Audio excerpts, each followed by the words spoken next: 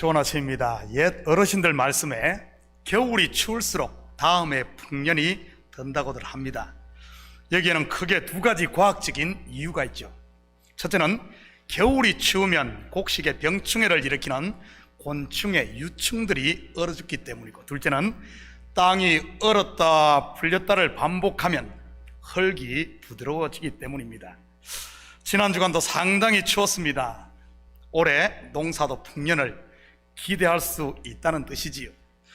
이것은 계절뿐만 아니라 우리 인생도 마찬가지인 것 같습니다. 보통 전쟁을 많이 겪은 나라들의 국민성이 강하고 부지런들하지요.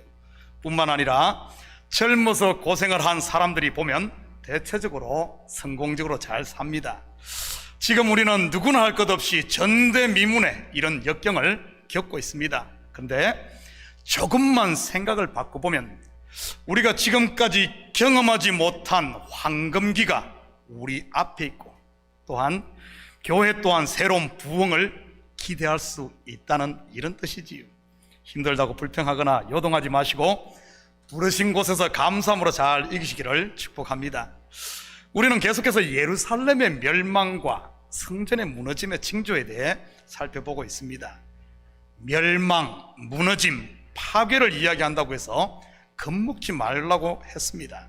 왜냐하면 땅에 있는 예루살렘의 멸망은 하늘에 있는 참 예루살렘이 임하는 복된 소식이요, 땅에 있는 돌 성전의 무너짐은 우리 속에 지어질 성령의 새 성전을 위한 데몰레이션이기 때문이지요.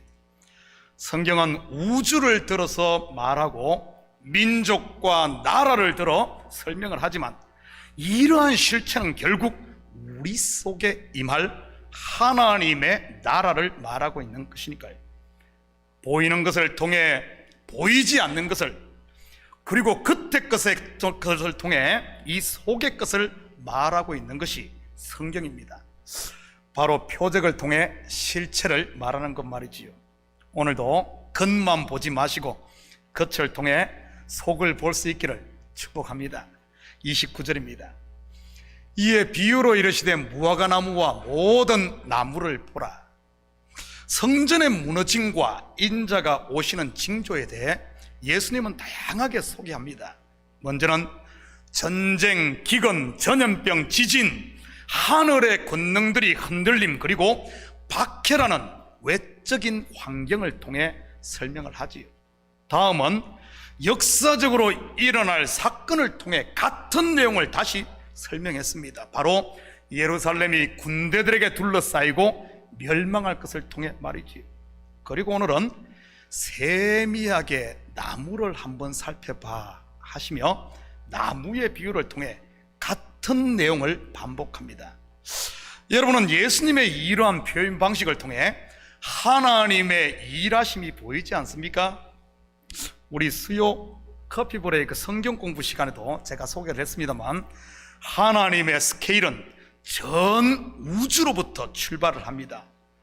태초에 하나님이 천지를 창조하시니라 하시면서 말이지, 바로 전 우주가 하나님의 말씀으로 지어진 그분의 성전, 곧 우주 성전이지. 그리고는 에덴 동산을 만드시며 거기에 함께 거하시는 에덴 성전, 아브라함을 부르신 후에는 족장들과 함께 하시는 장막 성전에 계셨습니다. 그러다가 출애굽 때는 광야에 성막이 세워지고 낮에는 구름기둥, 밤에는 불기둥으로 함께 하셨던 성막 성전에, 가나안에 정착한 후에는 솔로몬이 지은 예루살렘 돌 성전에, 그리고 육신의 몸을 입고 역사 속에 친히 자기 백성 가운데 오셨지요. 그렇다면 돌 성전과 예수님의 몸 성전이 무너진 후에는요, 성령으로 우리 가운데 오셔서 임마누엘로 영원히 함께 하시는 것입니다. 우주 성전으로 시작된 하나님의 역사가 결국 어떻게 완성됩니까? 바로 나와 영원히 함께 하시는 것으로 완성되지요. 나의 하나님이 되심으로 말입니다. 하나님의 일하심의 방법에 대해 한 군데 더 보겠습니다. 열왕기상 19장 11절 12절입니다. 여호와께서 이르시되 너는 나가서 여호와 앞에서 산에 서라 하시더니 여호와께서 지나가시는데 여호와 앞에 크고 강한 바람이 산을 가르고 바위를 부수나 바람 가운데 여호와께서 계시지 아니하며 바람 후에 지진이 있으나 지진 가운데도 여호와께서 계시지 아니하며 또 지진 후에 불이 있으나 불 가운데도 여호와께서 계시지 아니하더니 불 후에 세미한 소리가 있는지라. 여호와께서 어디에 계셨습니까? 세미한 소리 가운데. 이것은 하나님께서 귓속말로 조용하게 말했다는 그런 의미가 아닙니다. 이 세미한 소리는 바로 여호와께서 엘리야 속에서 말씀하고 계셨다는 그런 뜻이지. 네가 갈멜산 꼭대기에서 바알과 아세라 선지자 850대 1로 싸우며 하늘에서 불을 내릴 때 내가 너와 함께 했단다. 네가 이세벨 왕비의 말에 두려워 도망칠 때도 너와 함께 있었지. 또한 네가 광야의 로뎀나무 아래에서 낙심의 구렁텅이에 빠져 엎으러져 있을 때도 나는 너와 함께 있었거든. 그런데 너는 왜 네 속에서 역사하고 있는 나는 못 보고 왜 자꾸 밖에서만 나를 찾고 있니? 이런 의미입니다. 혹시 내 이야기 아닌가요? 내 속에서 세미하게 말씀하시는 성령의 소리는 듣지 못하고 자꾸 엉뚱한 데서 들으려고 하는 그런 신앙들 말이지요. 요한복음 6장 26절 27절입니다.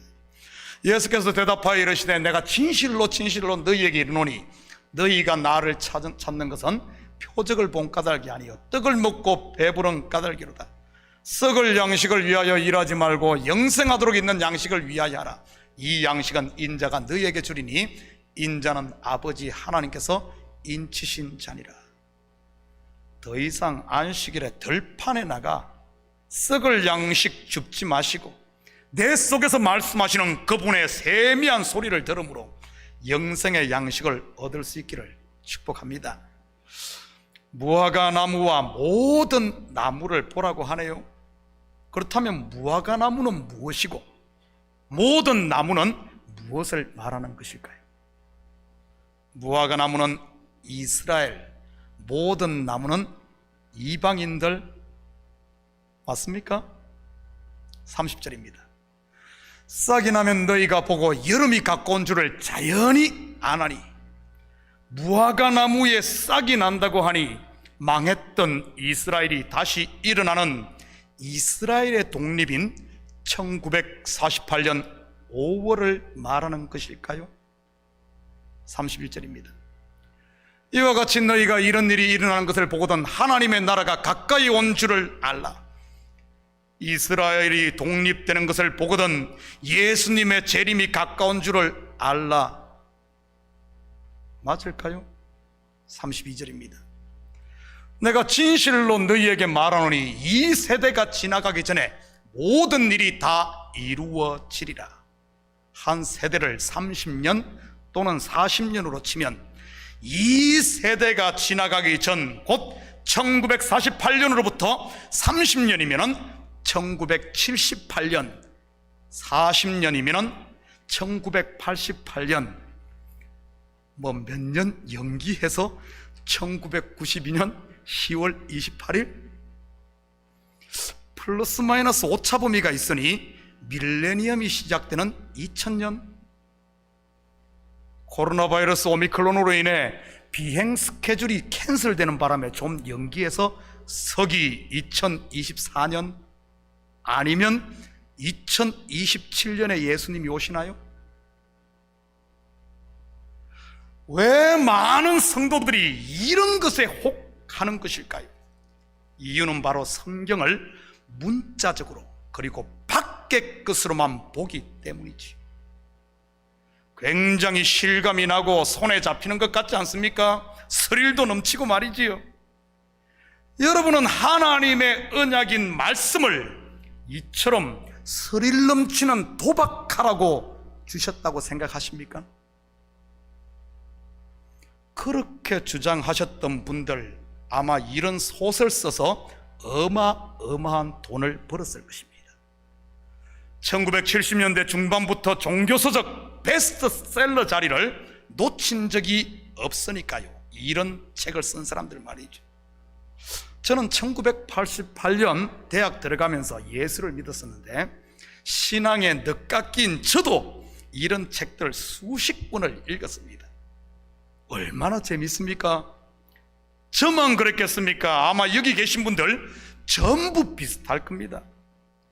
우리 식구들이 읽은 그런 책값만 모아도 교회 하나 짓지 않았을까 생각합니다. 그렇게 읽은 지식이 다 어디 있겠습니까? 이 시대 성도들 머릿속에 꽉꽉 들어차 있지. 그러니 우리 속에서 말씀하시는 세미한 성령의 소리가 들리지 않는 겁니다. 남태평양에 있는 듣도 보도 못한 통가라는 섬에서 지진 난 것만 들리고 우크라이나에 전쟁 난다는 소리는 쏙쏙 들리는데 말이지요. 그러면서 예수님 언제 오래나 하고 있지는 않나요? 세상 돌아가는 소식에 귀를 막으라는 말이 아닙니다. 그런 뉴스도 알아야지요. 그런데 하나님의 자녀로서 들어야 할 주님의 세미한 음성을 못 들으면 우리 주님 얼마나 속 터지겠습니까? 하나님께서 사무엘아 사무엘아 부르시는데 엉뚱한 엘리에게 자꾸 쫓아가니 말이지. 그렇다면 본문의 무화과나무와 모든 나무는 무엇을 말하는 것일까? 물론 무화과나무를 이스라엘로 볼 수 있습니다. 왜냐하면 예수님께서 열매 없는 무화과나무를 저주하셨을 때 그 말라버린 무화과나무가 유대인들을 상징하는 것이었으니까요. 그런데 본문을 보면 무화과나무와 모든 나무라고 말하고 있습니다. 쉽게 말해 이 말은 무화과나무와 모든 나무는 같다는 의미인 것이죠. 쉽게 말해 이런 말입니다. 모든 나무들 좀 봐, 이런 말이죠. 그렇다면 성경에서 나무가 상징하는 바가 무엇일까요? 제일 먼저 나무가 어디 나오죠? 창세기 1장의 셋째 날 벌써 씨 맺는 나무 이야기가 나옵니다. 그리고 에덴 동산에 선악을 알게 하는 나무, 알게 하는 나무와 생명나무가 또 나무 이야기 나오네요. 또한 재미있는 사실은 아브람과 이삭, 야곱 등 족장들이 장막을 친 곳을 보면 언제나 나무 아래임을 볼 수 있습니다. 예를 들어 마므레 상수리 나무 아래라든지 말이지요. 출애굽기에도 보면 마라의 썬물을 단물로 바꿀 때 던진 것이 나뭇가지입니다. 그렇다면 에덴 동산의 두 나무의 실체는 뭐죠? 바로 언약인 율법과 진리. 그리고 고대 사회에서 나무는 하늘과 땅을 연결한다는 이런 사상이 있었습니다. 야곱의 사닥다리도 이러한 의미를 담고 있지. 그렇다면 이러한 나무는 결국 무엇을 말하겠습니까? 바로 하늘과 땅을 잇는 옛 언약인 율법을 완성하시고 새 언약의 실체로 오신 예수 그리스도요, 그것을 완성할 십자가인 것이지. 그렇다면 내 속에서 겨울을 지낸 나무에서 싹이 나는 게 무엇일까요? 먼저 겨울을 지낸 나무는 율법이라는 차디찬 멍에 아래에서 고통받으며 있는 초보 신앙을, 율법 신앙을 말하는 것입니다. 겉에 것이 전부인 양 꽉 붙들고 놓지 않으려는 것들 말이지요. 마치 어린아이들이 시큐리티 블랭켓 놓으면 죽을 줄로 알고 붙들고 있는 것처럼 말입니다. 이삭을 모리아산에서 바치라는 하나님의 음성 앞에 3일 길을 걸으며 고뇌하며 치고 있는 아브라함의 모습이, 형 에서를 만나기 전 야복강에서 천사와 씨름하고 있는 야곱의 모습이요, 아하스웨로 왕 앞에 나가지 못하고 금식하고 있는 에서드 왕비라고나 할까요? 이런 나무에서 어떻게 새싹이 나올 수 있을까요? 먼저는 진리의 새싹이 나오려면 이 껍질이 깨져야 합니다. 내가 쥐고 있는 율법적인 이런 자기의, 내가 안다는 것, 이런 것들이 깨질 때 이 속에서 싹이 나는 것이죠. 진리의 싹이 나는 겁니다. 바로 율법의 메인 옛 성전이 무너진 것 말이지요. 다 안다는 껍질, 나는 의롭다는 껍질, 나는 옳고 너는 틀리다는 이런 껍질 말입니다. 이 시대 대부분의 성도들의 껍질이 한 10인치는 되는 것 같습니다. 그래서 제가 새가족 교육을 할 때 언제나 이 이야기를 미리 해줍니다. 그런데 대부분 귀담아 듣지를 않더라고요. 교회 출석하시면 몇 개월은 설교가 은혜스러울 것입니다. 그런데 설교가 더 이상 듣기 싫고 잠만 올 때가 있을 텐데, 빠른 분들은 6개월, 보통은 1년, 좀 넘는 분들은 2년 정도 걸립니다. 그렇게 은혜스럽던 목사님의 설교가 어느 순간 나 들으라고 하는 소리로 들리고 내 아픈 곳을 골라서 콕콕 찌르는 날이 옵니다. 속된 표현으로 나를 까는 말씀으로 말이지. 그러면 다른 것은 다 지고 물러서고 포기하더라도 그때만은 꼭 자리를 지키고 극복하십시오 하고 제가 교육을 합니다.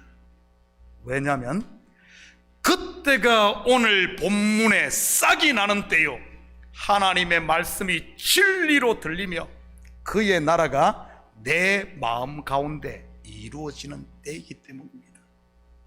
매였던 것에서 풀려나는 때요, 은혜와 평강의 하나님 나라가 임하는 때 말이지요. 그때 것에서 속으로 들어가는 때요, 율법에서 진리를 맛보는 때요, 바로 뱃속의 아기가 세상으로 나오는 해산의 때인 것입니다. 그런데 문제는 그것이 항상 시험의 모양으로 우리에게 다가온다는 사실입니다. 바위를 부수는 강한 바람, 지진, 무너짐 말이지요. 그런데 그 속에 무엇이 있습니까? 바로 세미한 하나님의 음성이지. 낙심한 자를 일으키고 새 시대를 여는 새로운 사명 말입니다. 그런데 안타깝게도 열의 7은 이렇게 미리 가르쳐 드려도 무슨 까마귀 고기를 드셨는지 막상 닥치면 까맣게 잊어버리고 그냥 시험 들어 떠납니다. 참 세상 말로 하면 미치고 환장할 노릇이지요. 마치 3년 동안을 밤잠 제대로 못 자고 공부한 수험생이 수능 당일에 늦잠 자서 시험도 못 보고 낙제한 것처럼 말이지. 그렇게 시험 못 보면 어떻게들 하죠? 다시 학원 다니며 재수해야 하는 것이지. 혹시 여러분 가운데 이러한 신앙의 재수, 삼수, 실수하고 계신 분은 안 계신가요? 제가 대학에서 법을 공부할 때 주위에 사법고시 10수를 하고 계신 분이 있었습니다. 목욕도 안 하고 옷도 낡아서 여기저기 다 헤어지고 머리와 수염은 이만큼 길러 어디 도사같이 하고 다니더군요. 물론 그때는 그게 그렇게 멋있어 보였습니다. 저도 사법고시의 뜻을 품고 있었거든요. 그때만 해도 사법고시 준비한다고 하면 다들 다르게 봤잖아요. 그러고 다니면 철없는 사람들에게야 멋있어 보일지 모르지만 제대로 아는 사람들에게는 그 불쌍하게 보이는 것이죠. 또 떨어졌구만, 또 떨어졌고. 신앙도 마찬가지입니다. 이러한 믿음의 시험들 잘 패스해서 은혜와 평강을 누리는 성숙한 대학생 신앙이 되고 교회에서 일꾼이 돼야지 이 교회 저 교회 떠돌아다니며 목사들 욕이나 하고 교회에 대한 불평과 원망만 늘어놓고 판단과 정죄만 하고 다닌다면 불쌍하게 짝이 없는 것 아니겠습니까? 아무것도 모르는 철부지들에게야 멋있어 보일지 모르지만 말이지, 무슨 도인도 아니면서 도사 행세 그만하시고 서로 이해하고 사랑하는 성숙한 성도들이 다 되시기를 주님으로 축복합니다. 그런데 설령 삼수 오수 하더라도 여러분, 성도에게는 여전히 소망이 있다는 사실입니다. 33절입니다. 천지는 없어지겠으나 내 말은 없어지지 아니하리라. 이 구절을 원어에 가깝게 새로 번역하면 천지는 반드시 없어진다, 한 문장으로 끝납니다. 그리고 또 다른 문장이 내 말은 반드시 이루어진다, 이 말입니다. 무너져 없어져야 할 천지가 무엇이겠습니까? 반드시 무너져 없어져야 할 천지, 바로 처음 하늘과 처음 땅, 죄악 가운데 태어난 옛사람인 나인 것이지. 그렇다면 이루어질 하나님의 말씀, 내 말은요, 바로 하나님의 언약, 약속인 것이지. 결국 이 말은 내가 너를 흠없는 내 아들로 반드시 완성한다는 이런 언약의 말씀인 것입니다. 내가 비록 고집 부리고 도망다니며 10수 아니라 50수를 한다 할지라도 우리 속에 착한 일을 시작하신 하나님은 반드시 주 예수 그리스도의 날에 완성하신다는 말씀이지요. 오수, 칠수하고 계신 분들 도사처럼 하고 다니는 것, 그거 멋 아닙니다. 멋 아니에요.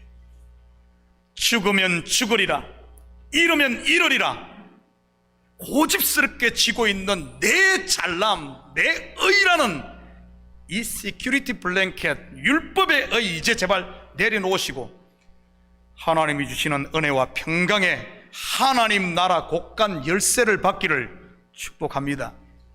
그래서 이제는 하나님의 선한 청지기들이 다 되셔서 하늘 보물창고에 가득 있는 그분의 은혜와 사랑의 풍성함을 여러분의 가정과 삶에 좀 나눠주시기 바랍니다.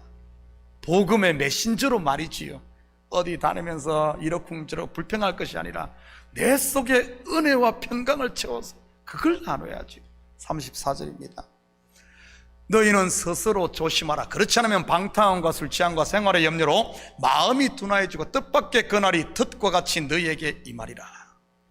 방탕, 술 취함, 생활의 염려라고 하니 저쪽 바깥 동네에 많은 그런 남봉꾼, 술주정뱅이, 그리고 쓸데없는 걱정을 싸매고 사는 아낙네들을 말하는 것일까요? 여러분, 성경은 그런 이야기 하는 것 아닙니다. 성경은 전부 우리 교회 안에 있는 성도들 나에게 하는 말씀이지요. 방탕, 술 취함, 생활의 염려라는 말은 그런 세상 사람들의 그 이야기 하는 것이 아니라 율법의 의, 곧 자기 의에 취해 있는 우리 성도들을 향해 하는 말입니다. 초보 신앙을 가지고 뭔가 된 것처럼 이렇게 착각하고 사는 것들 말이지요. 내 속에서 말씀하시는 하나님의 세미한 음성은 안 듣고 불 내린다는 어느 집회만 쫓아다니며 자기가 뭐라도 된 양 의시되는 것들, 선교지 한번 갔다 오고는 세상 선교는 혼자 다 하는 것으로 거들먹거리는 것들, 큰 교회 다니면 자기가 인류신자 된 것으로 착각하고 있는 그런 것들 말이지요. 그러니 성령이 속에서 네가 죽어야 한다고 하면 남 죽여버리고, 네 손을 펴라고 하면 남의 손가락 부러뜨리고, 너 회개하라고 하면 남들 회개 안 한다고 야단치고 다니는 그런 것 말입니다. 물론 우리 참교회 성도들은 그런 분이 없어서 감사하고 저쪽 동네 말입니다.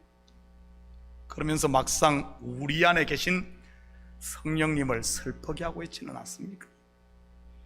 은혜와 평강 감사로 충만해야 할 하나님 나라인 나를 그런 율법신앙에 젖어서 나무 껍질에 가려서 울며 이를 갈게 만들고 있지는 않냔 말이지. 겉의 것에 취해 속을 못 보는 것이 바로 오늘 본문에서 말하는 둔해진 마음인 것입니다. 예수님 당시에 바리새인과 종교 지도자들이 그러지 않았습니까?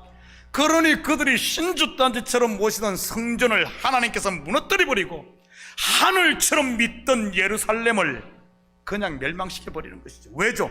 그래야 새롭게 세울 수 있으니까요. 35절입니다. 이 날은 온 지구상에 거하는 모든 사람에게 임하리라. 지구상에 할 때 지구라는 말은 이 헬라 원어가 프로스폰, 그리고 지구상 할 때 이 상은 게스입니다. 이것은 지구상에 거하는 이 프로스폰이란 말은 땅, 세상이라는 뜻이고요. 게스, 상할 때 게스는 그 표면을 말하는 것입니다. 이것은 지구상에 거하는 전 인류를 말하는 게 아닌 겉의 것에만 취해 있는 사람, 곧 율법에 의해 도취돼 스스로 왕노릇하고 있는 초보 신앙에 머무르면서 자기가 뭔가 된 것처럼 하고 있는 그러한 성도들을 말하는 겁니다. 성도들, 하나님은 나에게 말하는데 우리는 자꾸 그것을 저 사람 들으라고 하네, 이렇게 알아들어, 이렇게 알아들어. 당을 짓고 서로 머리 되겠다고 싸우는 일종의 고린도 교회와 같은 육신에 속한 성도들 말이지요. 이런 고린도 성도들을 향해서 한 바울의 말을 들어볼까요? 고린도전서 4장 20절 21절입니다.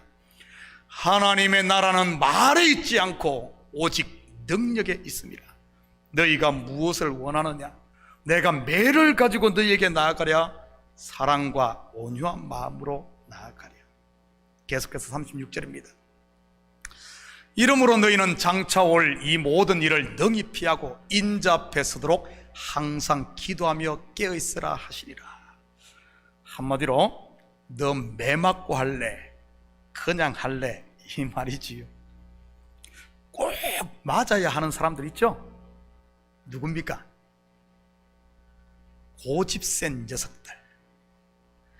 자식이 고집 부린다고 포기하는 부모 봤습니까? 묻지만 손해지. 사도 바울도 한 고집하는 사람이었던 것 같습니다. 사도행전 26장 14절입니다. 우리가 다 땅에 엎드러짐에 내가 소리를 들으니 히브리 말로 이르되 사울아 사울아 네가 어찌하여 나를 박해하느냐. 가시채를 뒷발질을 하기가 내게 고생이리라. 한 군데 더 볼까요? 고린도서 12장 8절입니다. 이것이 내게서 떠나가게 하기 위하여 내가 3번 죽게 간구하였더니. 그뿐만이 아닙니다. 2차 전도여행 때는 성령이 아시아에서 말씀을 전하지 못하게 사도 바울의 길을 막았음에도 사도 바울은 계속 고집을 부리다가 결국 환상을 보고 나서야 마게도냐로 가지 않습니까? 성경에 보면 야곱도 한 고집했던 사람입니다. 그러니 그의 환도뼈가 부러졌던 것이고요. 하나님께 맞아서 말입니다. 우리의 고집이 하나님 앞에 통할까요? 어림도 없지요. 우리 식구들은 아예 꿈도 꾸지 마시고 이삭처럼 순종할 수 있기를 축복합니다. 항상 기도하고 깨어 있으므로 주님이 문 다 부술 때까지 기다리지 마시고 초인종의 띵 소리만 나도 마라나타 하시며 영접하시기를 바랍니다. 그런데 실상은 그분이 밖에서 오시는 것이 아닌 언제나 임마누엘로 나와 함께 계신 그분께 내 눈이 열려지는 겁니다. 거기서 오는 게 아니라 내가 깨달아지며 내가 껍질이 깨질 때, 율법의 의가 깨질 때 내 속에서 진리의 새싹이 들어오며 내 눈이 열리는 겁니다. 37절 38절입니다. 예수께서 낮에는 성전에서 가르치시고 밤에는 나가 감람원이라는 산에서 쉬시니 모든 백성이 그 말씀을 들으려고 이른 아침에 성전에 나아가더라. 저자 누가는 예수님께서 지금까지 제자들에게 가르치신 예루살렘의 멸망과 성전의 무너짐, 그리고 도래할 하나님 나라를 정리하며 이 두 구절 속에 담아내고 있습니다. 낮에는 성전에서 가르치시고 바로 공생의 3년 반 동안 천국 복음 진리를 전했더니 율법에 매여 있던 그 사람들, 옛 성전이 진리의 말씀으로 에워싸이게 되었던 것이지. 밤에는 나가 감람원이라 하는 산에서 쉬시니, 감람은 곧 겟셋만의 동산에서 기도하며 자신을 내려놓았다는 뜻이지. 내 원대로 마옵시고 아버지의 원대로 되기를 원하나이다 하면서 말이지요. 이 말은 자신을 내려놓는, 곧 자기를 부인한다는 말로 십자가 죽음을 상징하고 있습니다. 자신을 내려놓는 것이 바로 뭔 줄 압니까? 기도하고 깨어있는 것임을 말하고 있는 것이지. 교회 와서 하루 8시간 엎드려 있는 것이 기도하는 것이 아니라 자신을 내려놓는 것, 말씀 앞에 나를 내려놓는 것, 이게 바로 기도하는 것, 깨어있는 것이죠. 그곳에서 바로 나를 향한 하나님의 뜻을 발견하는 것이고, 그게 바로 뭔 줄 압니까? 쉼이요 안식, 더 나아가 은혜와 평강, 하나님의 나라가 도래하는 하나님 나라라는 겁니다. 그러면 이른 아침 죽음에서 부활하신 주님을 만나 새로운 하늘 양식으로 잔치하게 된다는 그런 말이지. 우리의 영혼을 소생케 하는 세미한 사랑의 음성으로 말입니다. 마지막으로 아가서 2장 10절에서 13절 같이 읽습니다. 한 절씩 교독합니다. 나의 사랑하는 자가 내게 말하여 이러기를, 나의 사랑 내 어여쁜 자야, 일어나서 함께 가자. 지면에는 꽃이 피고 새가 노래할 때가 이르렀는데 비둘기의 소리가 우리 땅에 들리는구나. 함께 읽겠습니다. 무화과 나무에는 푸른 열매가 익었고 포도나무에는 꽃을 피워 향기를 토하는구나. 나의 사랑 나의 어여쁜 자야, 일어나서 함께 가자. 사랑하는 성도 여러분, 이 한 주간도 내 속에 있는 옛 성전 다 무너뜨리고 성령이 거하시는 새 성전으로 아름답게 세워져 내 속에서 말씀하시는 주님의 세미한 그 음성을 들음으로 이제 자리를 털고 일어나 그분의 사랑을 마음껏 누리시고, 또한 그 사랑을 여러분의 가정과 직장과 삶의 현장에 흘려보내는, 일어나 함께 가는 봄을 맞는 우리 식구들 되기를 주님의 이름으로 축복합니다. 같이 기도하십시다. 사랑의 아버지 하나님, 참으로 감사드립니다. 맞습니다. 주님은 내 속에서 성령으로 말씀하시는데 우리는 자꾸 엉뚱한 대로 귀를 기울이고 달려가고 있지는 않습니까? 무너져야 할 것은 내 의, 내 자랑, 내 욕심인데 아버지 하나님, 다른 사람만 무너뜨리고 있지는 않습니까? 하나님, 우리 주께서 우리 속에 새 성전에 들어와 항상 거하시며 세미한 음성으로 말씀할 때마다 그 소리를 듣게 하시고, 나는 죽고 예수로 살아 이제는 하나님이 주시는 하늘의 평강과 은혜를 누리고 그 사랑을 전하며 사는 이 시대 제자들 다 되게 도와주시옵소서. 감사드리며 예수님의 이름으로 기도드립니다. 아멘. 자, 우리 다 같이 자리에서 일어납니다. 찬송